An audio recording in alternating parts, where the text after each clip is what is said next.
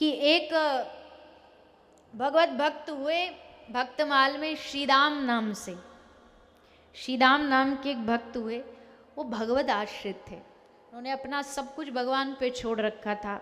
जाही विधि प्रभु रखे वैसे रहेंगे, और कोई ना कहीं जाना, ना कमाई, ना नौकरी, कोई कुछ करना नहीं। अब इनका हो गया ब्याह। अब ब्याह हुआ तो धर्मपत्नी आई। धर्मपत्नी बोली हमको तो कमाऊ पति चाहिए था, पैसा कमा के लाओ, कहीं भी कुछ भी करो, पैसा कमाओ, हमारी इच्छा कैसे पूरी होगी, आपको बिना कमाई के तो पूरा नहीं हो सकता। तो चले गए। चले कहाँ गए? राजा के वहाँ। राजा के महल में जाके पहले तो सेवक का काम किया, फिर धीरे धीरे ये सेवा अच्छी करने लगे तो राजा ने इनको खजांची बना दिया अपने खजाने का। अब भगवत रसिक, रसिक की बातें रसिक बिना कोई समझ सके ना। खजाने की चाबी मिल गई इनको।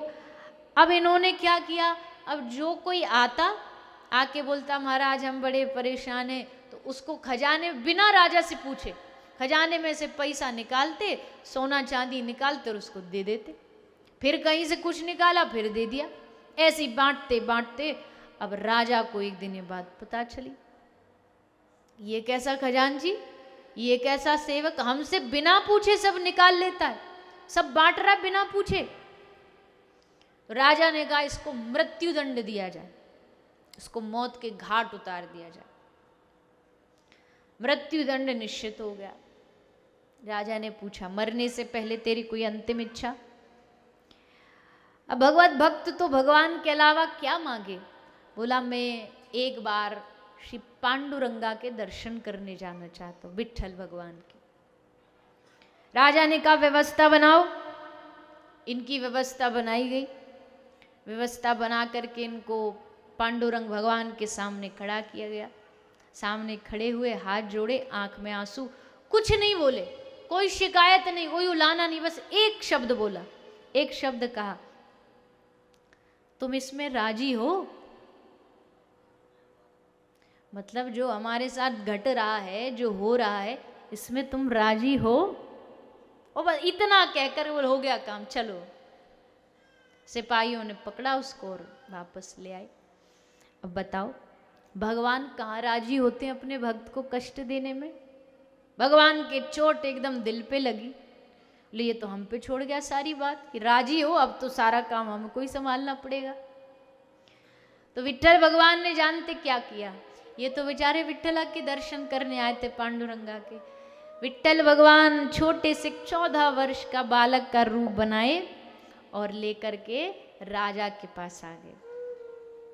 राजा को बोला कितना खजाने में कितना धन बांटा तेरा इसने?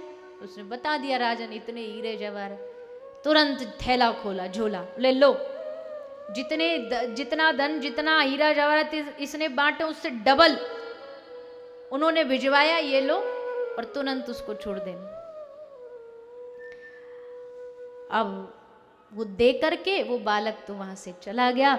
बाद में जब श्रीराम आए तो कहा श्रीराम को पेश किया जाए। श्रीराम बेचारे सामने आकर के, क्योंकि पता था अब मरने तो वाले ही हैं, अब तो बस ठाकुर जी के भरोसे उनका नाम ले लो। नाम गाते गाते श्रीराम बस सामने बताया कि भैया तुम्हारे पीछे से एक बालक आया, कह रहा था कि उनका संबंधी हूँ, और जवाहरात दे करके चला गया। जैसे सुना श्रीराम ने, रोम रोम पुलकित हो गया, रोम रोम खड़े हो गए। कौन है इस दुनिया में जो मरने के घाट पर भी तुम पहुंच गए और मां तुम्हारा हाथ पकड़ करके लौटा लाए? तुम बावरे हो गए हो राजा। जब अब तक मेरे पास 1 रुपया नहीं, 1 धेला नहीं, तो अचानक से कौन सा रिश्तेदार प्रकट हो गया भैया जो आके हमारा सबरा कर्जा आकर के पटा के चला गया?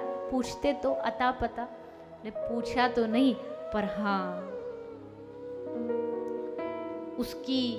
उसका रूप आंखों में बसा हुआ है। श्याम वर्ण का मुस्कुराता हुआ रूप बसा है आंखों में, हृदय में। अब राजा श्रीराम से कह रहा मुझे जीवन दान दे दो, मुझे जीवन दान दे दो। श्रीराम कह रहा जीवन दान मैं क्या दूंगा, आप मुझे जीवन दान देंगे? बोले नहीं, मुझे जीवन दान ये दे दो वो जो बालक आया था ना तुम्हारा रिश्तेदार बन करके, वो मेरा मन चुरा ले गया है। अगर वो अब मुझे नहीं मिला ना दोबारा दिखने को, तुम्हें प्राण चले जाएंगे। इसलिए वो रिश्तेदार ढूंढ के लाओ अपना, उसको देखना चाहता। वो नहीं आया तो मैं मर जाऊं, मैं जी नहीं पाऊंगा, मैं जी नहीं सकता। उसे लौटाओ, लाओ, जीवन दान। तब श्री राम ने ठाकुर जी को पुकारा, रो रो के पुकारा, और तब ठाकुर जी ने आके राजा पर भी कृपा करी और श्री राम पर भी कृपा करी। ऐसे भक्त वत्सल ठाकुर जी, ता कहूं प्रभु कछु अगाहि नहीं, जा पर तुम अनुकूल। जिस पर तुम अनुकूल हो जाओ, जिस पे तुम बनाने की ठान लो ना, जिसका जीवन सबरी दुनिया लग जाए उसका बिगाड़ना, एक एक सर का बाल नहीं उखाड़ सकती। जिस पर ठाकुर जी ठान ले कि मुझे इसका कुछ बिगड़ने नहीं देना,